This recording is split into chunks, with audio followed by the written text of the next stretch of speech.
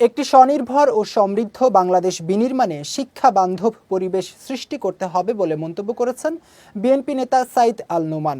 আজ এসএসসি পরীক্ষার প্রথম দিনে তীব্র তাপদাহে অপেক্ষমান অভিভাবকদের স্বস্তি দিতে চট্টগ্রামের 11টি পরীক্ষা কেন্দ্রে বসার জন্য ছাউনি, চেয়ার এবং কোমল পানীয় বিতরণ কার্যক্রমের উদ্বোধনকালে এই মন্তব্য করেন তিনি।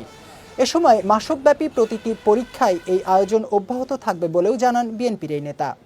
এসএসসি যারা যারা পরীক্ষা দিচ্ছেন আপনাদের জন্য আমার আন্তরিক শুভেচ্ছা, শুভকামনা, এবং আমি দোয়া করি যেন আমাদের ছেলেমেয়েরা শুধু এসএসসিতে ভালো রেজাল্ট করবে সেটাই নয়, যেন কিছু মূল্যবোধ সম্পন্ন পড়াশোনার মাঝ দিয়েই তারা বড় হয়, যেটা আমি মনে করি ভ্যালু বেসড এডুকেশন, মোরাল এবং এথিক্সের দিক থেকে যেন অনেক কিছু আমরা শেখাতে পারি।